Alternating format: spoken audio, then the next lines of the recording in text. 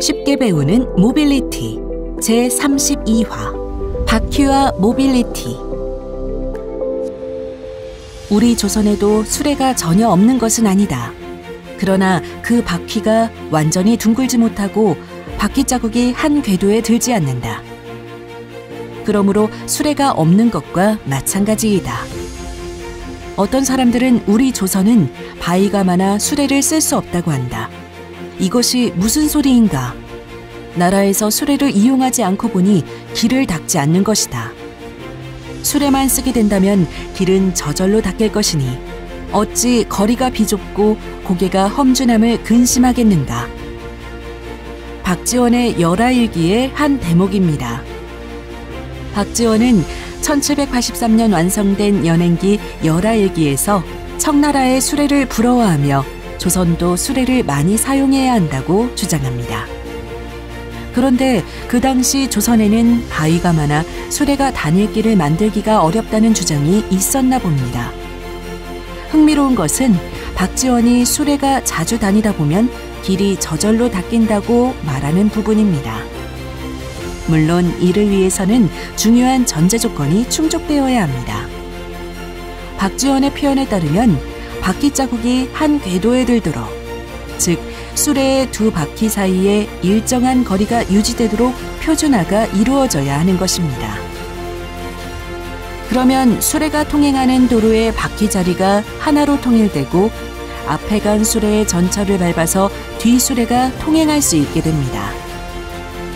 사실 중국에서도 진나라 통일 이전에 각 나라는 수레바퀴 폭이 천방지축이었습니다.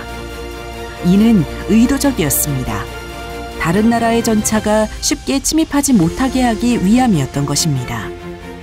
그러나 진시황은 통일 이후 수레바퀴 폭을 똑같이 한다는 이른바 동궤 정책을 실현했고, 이는 제국의 힘이 천하에 미칠 수 있게 했습니다. 바퀴는 인류의 모빌리티를 극적으로 발전시킨 혁명적인 발명이었습니다. 인류의 발명의 대다수는 자연에서 배운 것이었습니다. 비행기의 날개가 비록 작동 원리는 다르지만 그 모양은 새의 날개를 본뜬 것이지요. 그러나 바퀴는 자연에 존재하지 않습니다. 물론 도롱뇽을 비롯해서 어떤 동물들은 경사를 내려가거나 위급한 상황에서 몸을 바퀴 모양으로 만들어 굴러간다는 점에서 자연에도 바퀴가 존재한다는 주장도 있습니다. 애니메이션 라야와 마지막 드래곤에 등장하는 동물인 이 그림의 툭툭이처럼 말이죠. 하지만 그것은 일시적으로 자세를 취하는 것이라는 점에서 우리가 말하는 바퀴와는 다릅니다. 따라서 자연에 없는 것을 창안해낸 바퀴야말로 진정한 의미에서의 발명이라고 할 수 있겠습니다. 바퀴는 대략 기원전 4000년경부터 사용되기 시작했는데, 처음에는 수레바퀴가 아니라 도공들이 그릇을 만드는 물레의 바퀴에 사용되었다고 합니다. 또한 물을 높은 곳으로 퍼올리는 물레방아의 바퀴도 이 무렵 사용되었습니다. 수레바퀴가 사용된 가장 오랜 기록은 기원전 3500년경 메소포타미아였습니다. 이 당시 수메르에는 바퀴가 달린 썰매 그림이 있습니다. 처음에는 단지 통나무를 잘라서 썼습니다. 아마도 큰 돌등을 옮기기 위해 돌 밑에 통나무를 깐 것이 바퀴의 효시였을 것입니다. 돌을 그냥 밀거나 끄는 것보다 통나무 위에 올려놓고 굴리는 것이 마찰력이 훨씬 적었기 때문입니다. 고대 이집트의 피라미드도 통나무로 거석을 옮겨서 만들었습니다. 그러다가 발상의 전환이 일어났습니다. 통나무 위에 바로 큰 돌을 놓아서 옮기는 것이 아니라 그 사이에 썰매를 놓는 것입니다. 이것은 이전보다는 편리했지만 여전히 불편한 점이 있었습니다. 썰매를 민 다음에 뒤에 통나무를 다시 앞으로 이동시켜야 하는 것입니다. 그래서 통나무를 수레에 고정시킨다는 아이디어가 나타났습니다. 이러한 혁신을 거쳐서 통나무를 가느다란 봉으로 만들어 수레에 고정하고 그 양쪽에는 얇은 통나무 원판을 띄우는 방법이 나타났습니다. 우리가 생각하는 바퀴, 즉 회전하는 축에 둥근 테 모양의 물체를 장착한 바퀴가 등장한 것입니다. 그리고 기원전 2000년경 마침내 바퀴살을 발명하여 바퀴는 훨씬 가볍고 튼튼해졌습니다. 히타이트 민족은 바퀴살이 있는 바퀴를 전차에 활용했습니다. 히타이트 민족의 전차는 병사 3명을 태우고도 빨리 달릴 수 있었습니다. 바퀴살 때문에 바퀴의 무게가 훨씬 가벼워졌고 또 빨리 달려도 부서지지 않을 만큼 튼튼해진 것입니다. 또한 수명을 늘리기 위해 금속이나 얇은 나무를 바퀴 바깥쪽에 둘러싸던 것을 19세기에는 고무를 이용해 탄력을 높이게 되었습니다.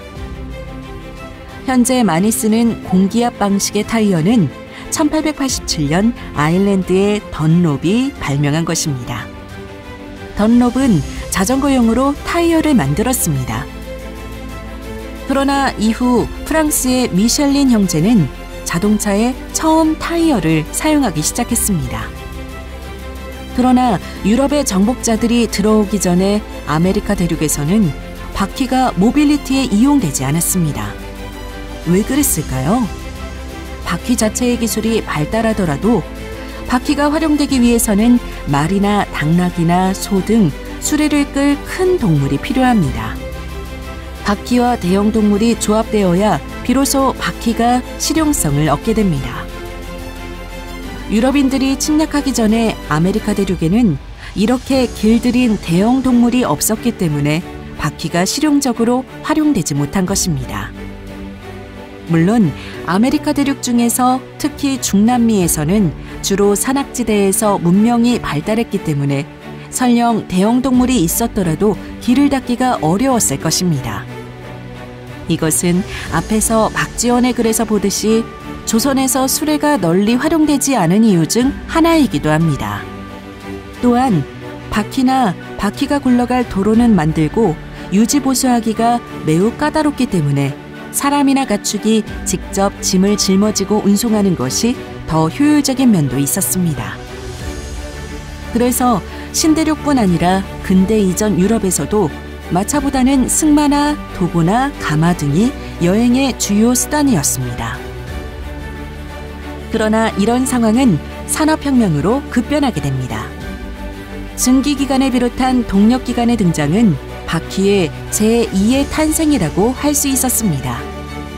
증기기관으로 기차를 움직이고 그 기차가 움직일 궤도를 만들므로써 바퀴의 새 역사, 아니 모빌리티 전체의 새 역사가 시작되었습니다.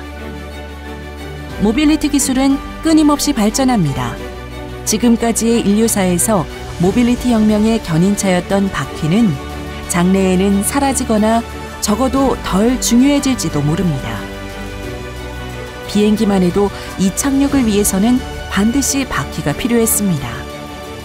그러나 수직 이착륙하는 도심 항공 모빌리티가 널리 퍼지게 되면 비행체에서도 바퀴를 떼어낼 것입니다. 자기부상열차는 이미 바퀴를 사용하지 않습니다.